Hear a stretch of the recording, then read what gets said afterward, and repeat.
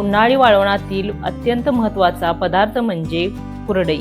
मग ती गव्हाची कुरडई किंवा तांदळाची कुरडई, तर आज आपण तोंडात टाकताच विरघळणारी, चारपट फुलणारी, पहिल्याच प्रयत्नात सहज अशी बनवता येणारी, अगदी साध्या सोप्या पद्धतीने साबुदाणा व तांदळापासून बनवलेली कुरडई कशी बनवायची ते दाखवणार आहे। ना तांदूळ भिजवायची गरज, ना पापडखार घालायची गरज, पण अतिशय खुसखुशीत कुरडई बनते। चला तर रेसिपीला सुरुवात करूया। मी तुम्हाला रेशनिंगचे तांदूळ व साबुदाणा यापासून कुरडई कशी बनवायची ते दाखवणार आहे।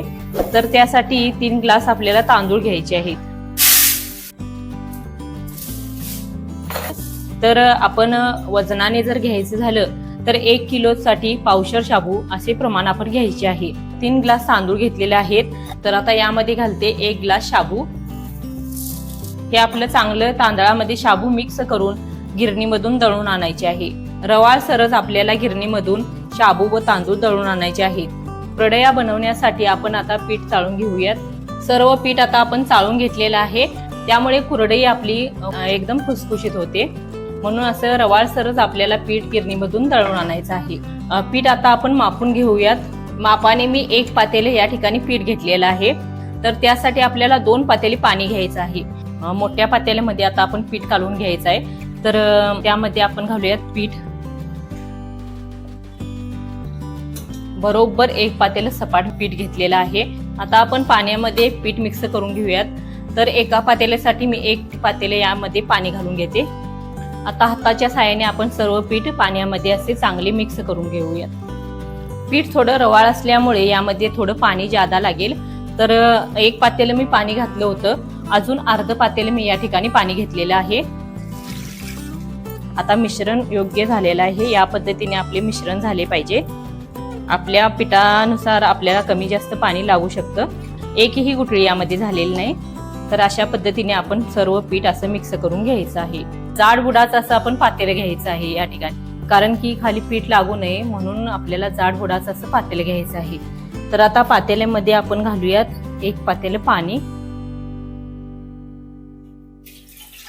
ज्या पातेल्याने आपण पीठ घेतले होते त्याच पातेल्याने मी या ठिकाणी 1 पातेलं पाणी घेतलेलं आहे। जर आपल्याला कमी पाणी वाटलं तर साईडला आपण पाणी गरम करून यामध्ये घालायचं आहे।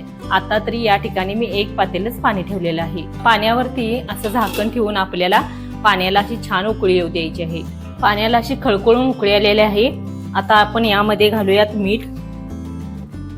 तर मोठे 2 चमचे मी मीठ यामध्ये घातलेलं आहे। आता यामध्ये आपण पीठ घालू।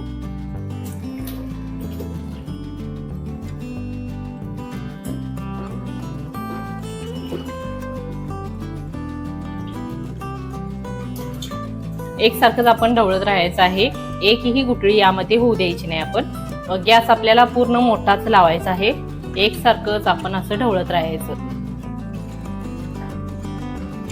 एकसारखंच असं रवीने ढवळत राहिल्यामुळे एकही गाठ यामध्ये झालेली नाही। थोडं थोडं दाटसर असं आपलं आता पीठ होत आलेलं आहे। 10 मिनिटं झालेले आहेत। आपण पाहू शकता की कसं घटसर असं पीठ आपलं होत आलेलं आहे। 20 मिनिटांनंतर असे घटसर आपले पीठ झालेले आहे। आता आपण गॅस मध्यम करायचा आहे। गॅस एकदम मध्यम करून आपण यावरती झाकण झाकून ठेवायचं आहे। 2 ते 3 मिनिटांनंतर यावरचं झाकण काढून आपण पुन्हा एकदा हे पीठ आपण असं हलवून घेऊयात। रवी काढून बाजूला ठेवू। उलटण्याने आपण हलवून घेऊयात। 5 मिनिटांसाठी झाकून ठेवूयात। एकदम बारीक गॅस लावायचा आहे। आता 5 मिनिटांनंतर यावरचं झाकण काढून पुन्हा पिठाला आपण हलवून घ्यायचं आहे।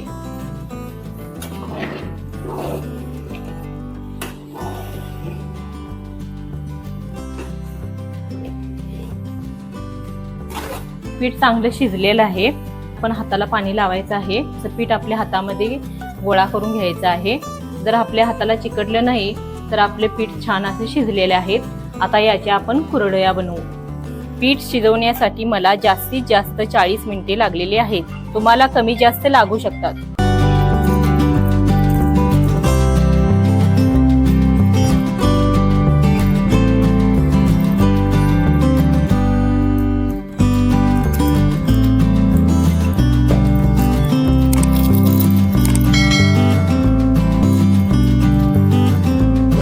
तुम्ही पण अशा साध्या सोप्या पद्धतीने कुरडे बनवा आणि व्हिडिओ आवडल्यास नक्कीच कमेंट करा. धन्यवाद.